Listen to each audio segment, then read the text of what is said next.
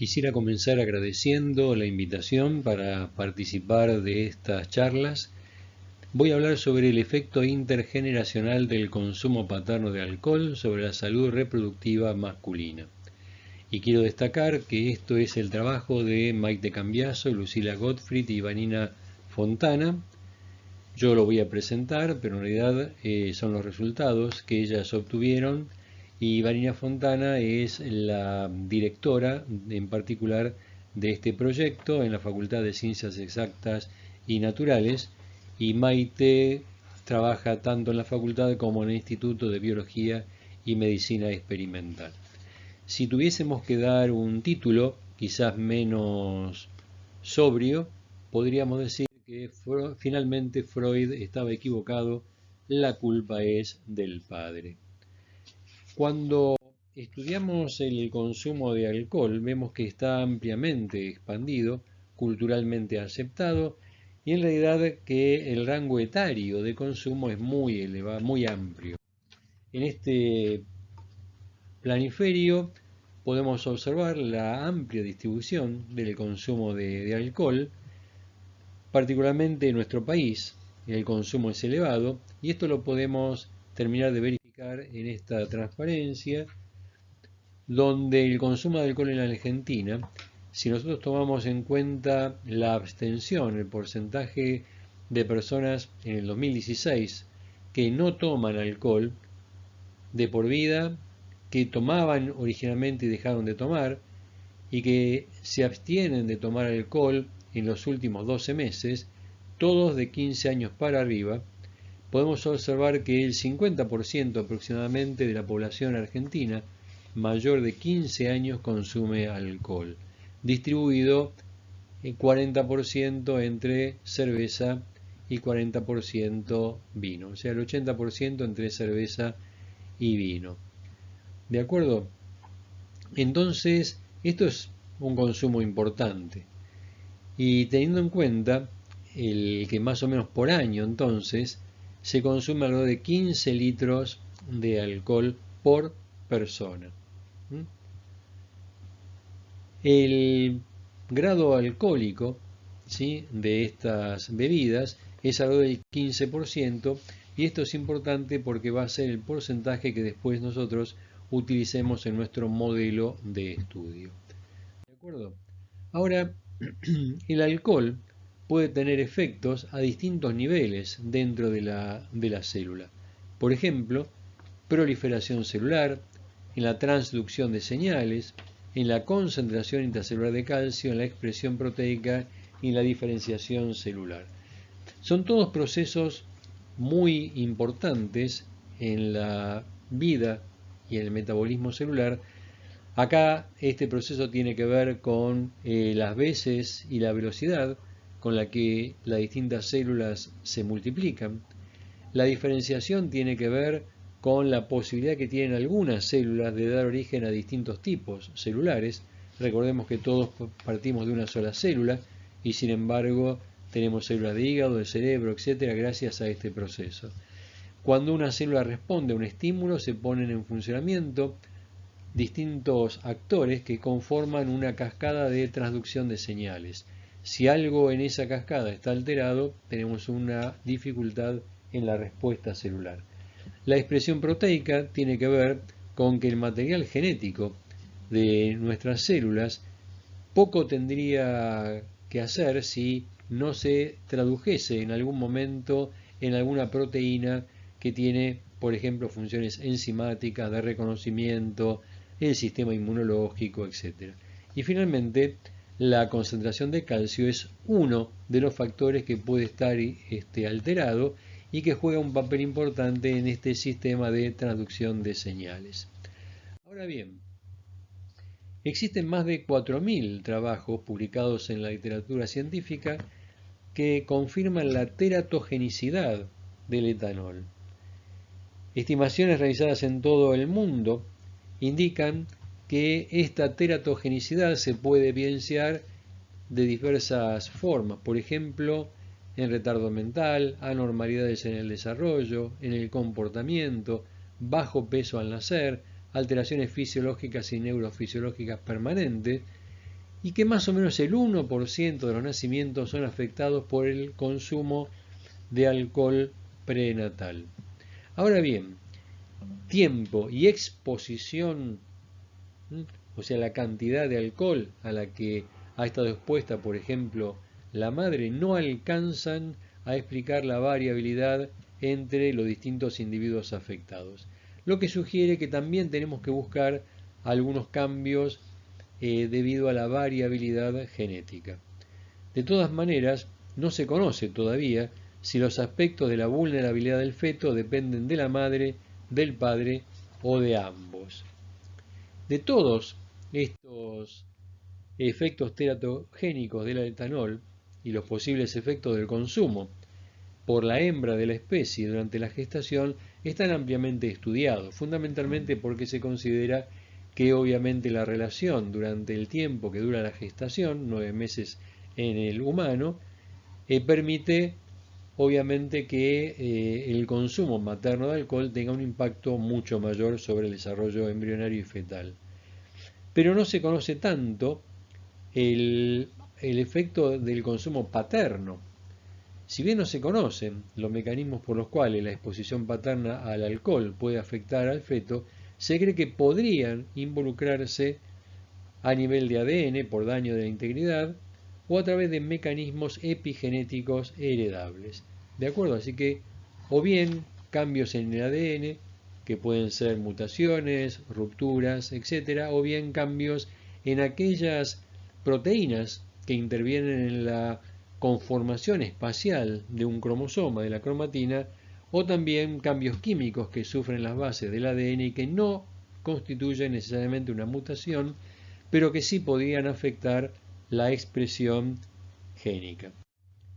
Cuando hablamos de etanol, ese etanol en nuestro organismo es oxidado por una enzima, la alcohol deshidrogenasa, que tiene una distribución bastante generalizada y que se encuentra en una buena proporción en el testículo. ¿De acuerdo? Por eso es que uno apunta a que quizás el consumo de etanol podría estar impactando la formación de espermatozoides.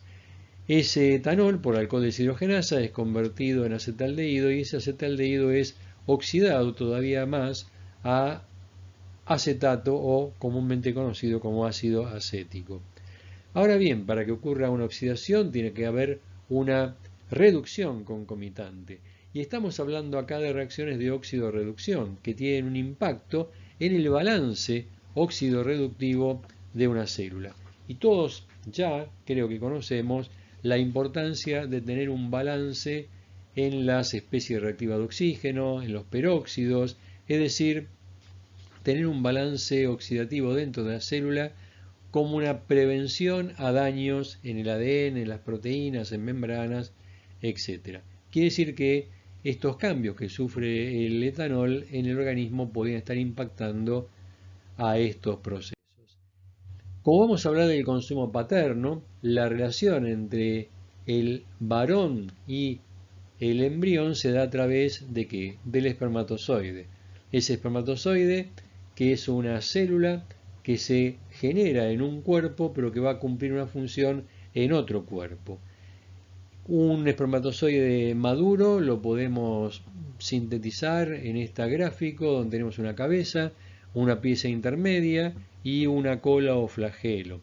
En esa cabeza vamos a tener el núcleo donde se va a encontrar el material genético del espermatozoide, un acrosoma que es como si fuese una especie de vesícula que contiene enzimas hidrolíticas que una vez que esta membrana acrosomal y la membrana plasmática se fusionen y se libere el contenido, esas enzimas van a permitir la proximidad o la aproximación del espermatozoide al ovocito y la posterior fecundación.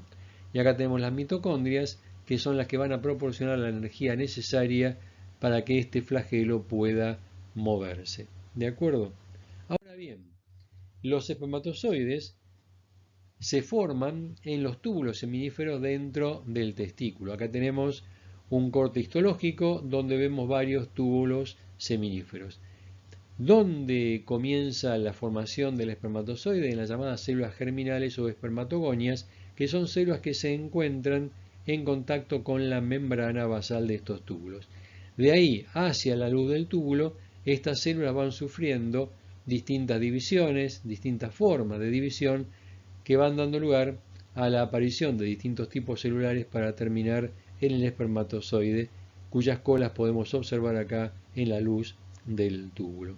Ahora bien, en este proceso de formación del espermatozoide, conocido como espermatogénesis, la última etapa, que se conoce como espermiogénesis, involucra unos cambios que son fundamentales para la correcta formación del espermatozoide.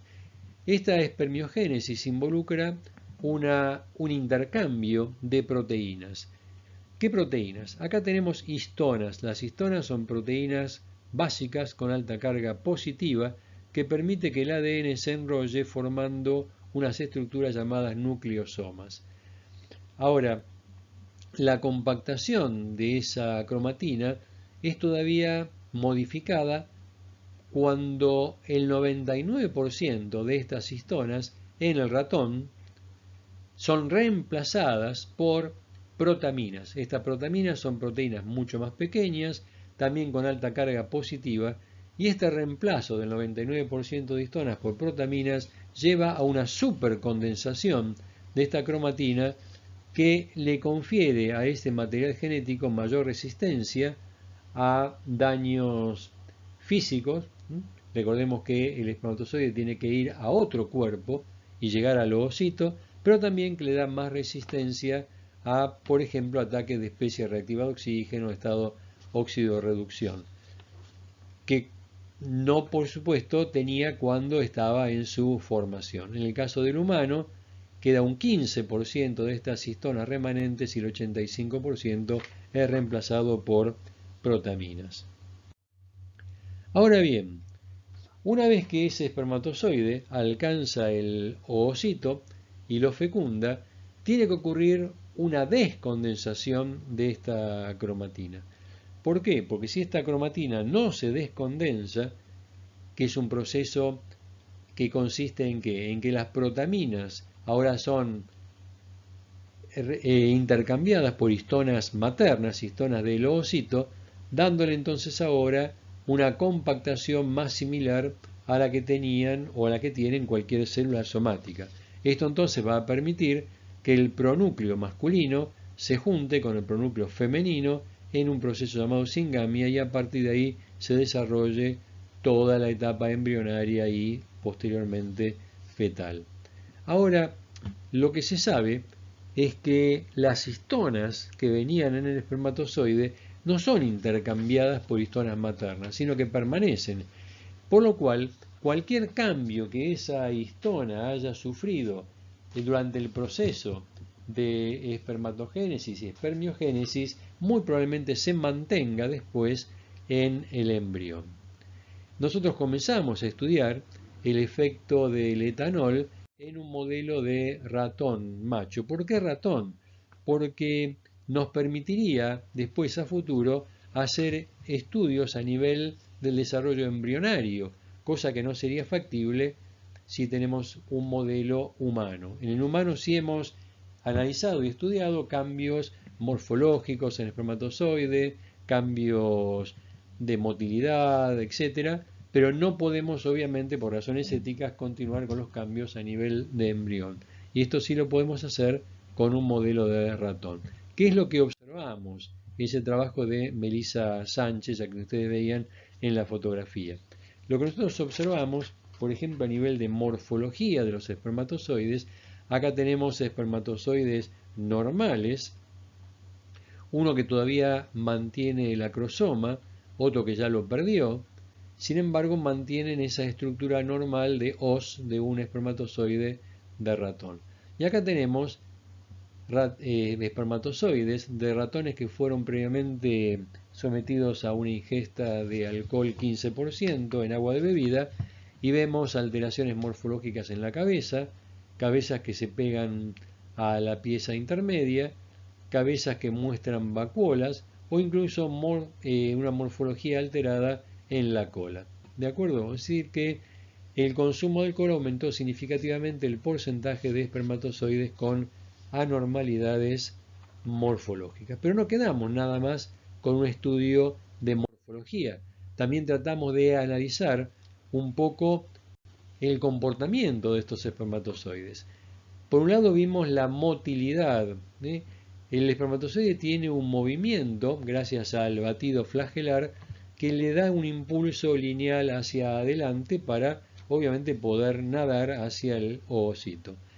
Ahora bien, cuando llega a la proximidad del ovocito, ese movimiento cambia en una hiperactivación que le da un torque mucho mayor a este movimiento y permite una mejor penetración de la capa celular que rodea al ovocito.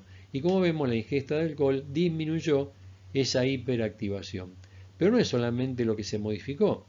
También hablé de la necesidad de que ese acrosoma libere a las enzimas hidrolíticas que contiene en su interior.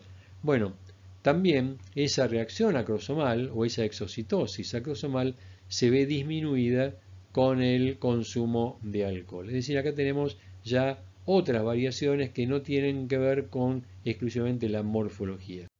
También yo les dije que una vez que ese espermatozoide alcanza el ovocito y se genera la fecundación, la cromatina se tiene que descondensar, de lo contrario no quedaría disponible el material genético. La descondensación se observa muy fácilmente al microscopio. Acá tenemos cabezas totalmente condensadas, la cromatina, medianamente descondensadas y groseramente descondensadas. Así se puede observar. Y ahora, cuando hacemos una evaluación de la sumatoria de medianamente y groseramente descondensadas, como porcentaje de la descondensación total, vemos que los espermatozoides que provenían de ratones macho previamente alcoholizados mostraban una mayor descondensación.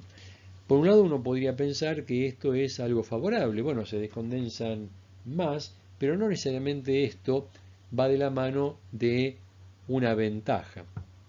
Vamos a ver después qué otras cosas van a ocurrir.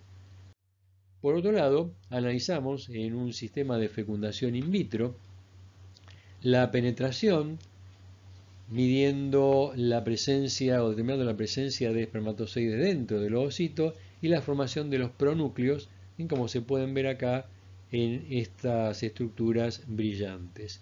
Cuando analizamos esto, también vimos que el porcentaje de ovocitos fecundados aumentaba cuando se utilizaban espermatozoides de ratones previamente alcoholizados. Acá había 3 tiempos diferentes. Otra vez, uno podía pensar, bueno, que esto también es una ventaja, no solamente se descondensan más, sino que también fecundan más. Pero esto no necesariamente va de la mano de después un desarrollo embrionario normal. ¿De acuerdo? Ahora, en la literatura se observó que los cambios epigenéticos, es decir, aquellos cambios que no son mutaciones, no son cambios en la secuencia de las bases en el ADN, sino en la química de ciertas bases, por ejemplo, metilaciones, o cambios en las histonas, o cambios en las protaminas, etc., podrían ser responsables de los efectos transgeneracionales. ¿De acuerdo? Se sabe que la exposición crónica al etanol afecta la metilación de genes, que esto puede ser transmitido obviamente a las crías. Se sabe que puede traer desorden mental. Distintos estudios sugieren que el alcohol aumenta el estrés oxidativo, con consiguiente daño en el ADN. A su vez también que el consumo de etanol afecta testículos, afecta peroxidación lipídica, y ya vimos que las membranas de los espermatozoides juegan un papel muy importante en todo lo que es el reconocimiento entre el espermatozoide y el ovocito. Entonces, el modelo que nosotros utilizamos para el estudio a ratones macho, una vez que han alcanzado la madurez a los 60 días post nacimiento, se los somete a una ingesta de etanol en el agua de bebida, 15%, la graduación alcohólica durante 14 días. Y finalmente después analizamos qué es lo que le ocurre del punto de vista reproductivo a los espermatozoides, al testículo, etcétera, de estos ratones. Entonces, vimos que el consumo de alcohol no alteraba los parámetros espermáticos básicos. No habíamos notado una disminución marcada en la concentración de espermatozoides, tampoco en la motilidad de los espermatozoides. ¿Sí? Ahora, cuando analizamos el estrés oxidativo, que esto se hizo con unos compuestos fluorescentes que permitían de alguna manera detectar la cantidad de especies reactivas de oxígeno, lo que nosotros pudimos observar es que el porcentaje de células que poseían un entorno intracelular oxidado era el mismo para los dos grupos. Pero cuando analizamos ahora la cantidad de especies reactivas de oxígeno por espermatozoide, veíamos que aumentaba muchísimo, por lo menos significativamente diferente, en los espermatozoides provenientes de animales alcoholizados. Es decir, que cuando veíamos una distribución ahora por espermatozoide, veíamos que había mayor cantidad de especies reactivas de oxígeno. Ahora, cuando quisimos ver si el consumo de alcohol estaría afectando mecanismos epigenéticos, para eso lo que analizamos a través de la utilización de anticuerpos específicos, las modificaciones post-traduccionales en las histonas, que significan metilaciones, acetilaciones en distintas histonas, la histona 3, en la histona 4 y en ciertos aminoácidos. La K significa lisina. ¿De acuerdo? Entonces vimos estas marcas. La localización se conserva, fundamentalmente está en la cabeza, pero vamos a ver si hay algún cambio.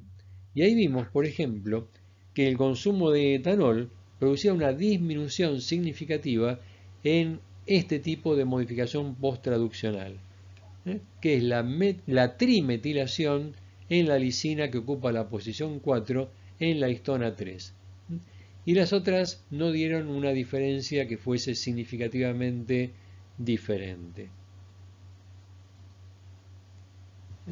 Entonces, esto es lo que nosotros podíamos ver acá.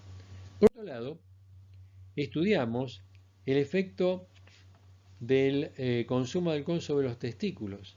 En primer lugar, evaluamos el peso testicular y ahí pudimos ver que no había diferencia significativa entre el control y el tratado. Sin embargo, cuando analizamos la histología testicular, observamos que el consumo de alcohol no modificaba en principio el diámetro del túbulo seminífero, pero sí el diámetro del lumen, es decir, de la luz del túbulo, como puede observarse en las fotografías. ¿De acuerdo? Y este aumento de la luz muy probablemente fuera a expensa de tener una menor capa germinal. Entonces podemos concluir que el consumo de alcohol estaría disminuyendo la capa germinal. Ahora bien, ¿qué pasaba con la fragmentación nuclear? Hay una técnica que se conoce como la técnica de túnel, que también, utilizando sondas radiactivas, no la voy a especificar muy en detalle, pero mide el grado de fragmentación del ADN en la línea germinal. Y vimos que los ratones que estuvieron expuestos al consumo de alcohol, ese porcentaje de células marcadas era mucho mayor. ¿De acuerdo? Acuérdense que la cromatina está altamente condensada, pero esto muy probablemente sea un reflejo de daño en el ADN que fue ocurriendo durante la formación del espermatozoide. Posteriormente, realizamos apareos con los machos alcoholizados con hembras que nunca habían sido expuestas a alcohol. Y se observó en primer lugar el número de hembras con tapón y no se encontró ninguna diferencia entre los dos grupos. Es decir, se permite la preñez de la hembra y después vamos a analizar la cría a los 60 días de nacida y acuérdense que los machos habían estado expuestos al etanol por 14 días. ¿De acuerdo? Entonces se analizó que el grado de preñez era el mismo, es decir, no había una gran diferencia entre la preñez, y después de 24 horas se analizaban o se extraían embriones de 2 células y estos se ponían en cultivo hasta el día 7. ¿De acuerdo? Entonces, ¿qué hicimos? Se analizó el desarrollo embrionario y para esto se estudió no solamente lo que se conoce como el macizo celular interno, que es de alguna manera el conjunto de células pluripotenciales que va a dar lugar a todo el desarrollo del organismo. También se analizó el trofoblasto, es decir, la capa celular que va a dar lugar a la placenta, por ejemplo. Y acá, según cómo era la compactación, según la homogeneidad, según cómo se veía al microscopio, se analizaba A o B, según A, bueno, que coincidía con un buen desarrollo embrionario, y B, un mal desarrollo embrionario. Entonces, cuando analizamos esto, nosotros vimos que se alteraba la morfología embrionaria y tanto en el macizo celular interno como los trofoblastos disminuía la cantidad de embriones con morfología normal. O sea que se alteraba la morfología embrionaria. Una morfología más pobre para el grupo de los animales que habían sido tratados. También se estudió, y acá esto lo hizo Lucila, el grado de muerte celular. Y no solamente se disminuía esa calidad, sino que aumentaba el grado de muerte celular. En principio hay una muerte celular que se conoce como apoptosis, pero a este momento todavía no tenemos bien definido qué tipo de muerte celular, pero sí, evidentemente lo que se veía por la cantidad de células que aparecen acá con esta fluorescencia verde, es que había aumentado muchísimo la cantidad de muerte celular en los embriones. Después, quisimos estudiar la progenie y entonces pusimos a parear los machos alcoholizados con hembras que nunca habían consumido alcohol, dejamos nacer las crías y analizamos la progenie y de la progenie los machos cuando habían alcanzado los 60 días de edad. Y analizamos algunos parámetros reproductivos. ¿De acuerdo? No hubo diferencia en el número de crías nacidas, o sea, nosotros no pudimos observar que hubiese un problema, un daño a nivel de cuántas crías nacían. ¿De acuerdo? Y nos quedamos, como dije, con las crías macho.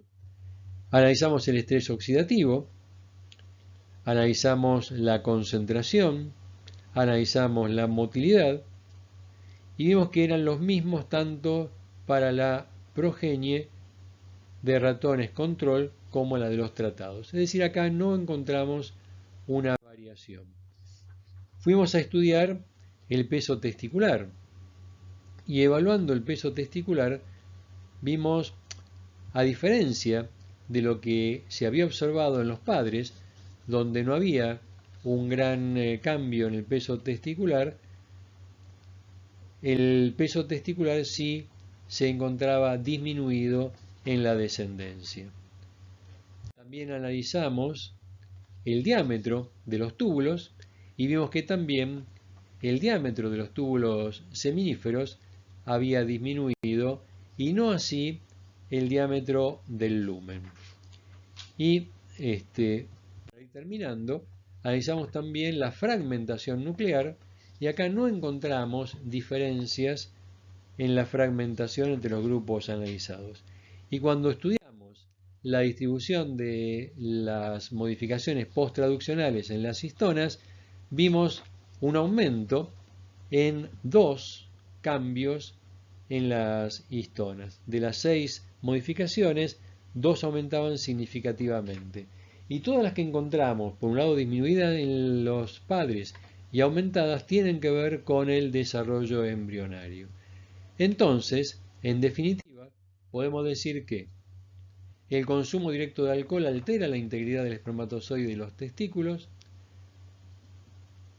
Vimos alteraciones en la morfología, alteraciones en la epigenética, alteraciones en el estrés oxidativo, altera el desarrollo embrionario, cambios morfológicos y marcadores de apoptosis, y la exposición paterna al alcohol tiene efectos intergeneracionales, alteraciones en gónadas y en marcas epigenéticas de espermatozoides.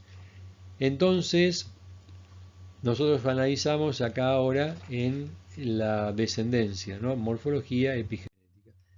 Lo que estamos haciendo ahora es tratar de ver si podemos avanzar en el estudio del desarrollo embrionario, analizar más en detalle otras modificaciones epigenéticas y ver, y eso está bastante avanzado, algunos cambios a nivel comportamental en la cría.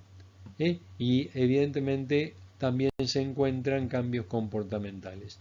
No da el tiempo como para explayar en este punto.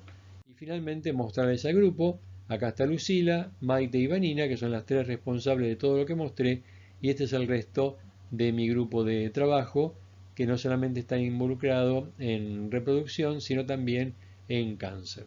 Bueno, les agradezco muchísimo la atención y ahora creo que van a pasar a contestar un par de preguntas.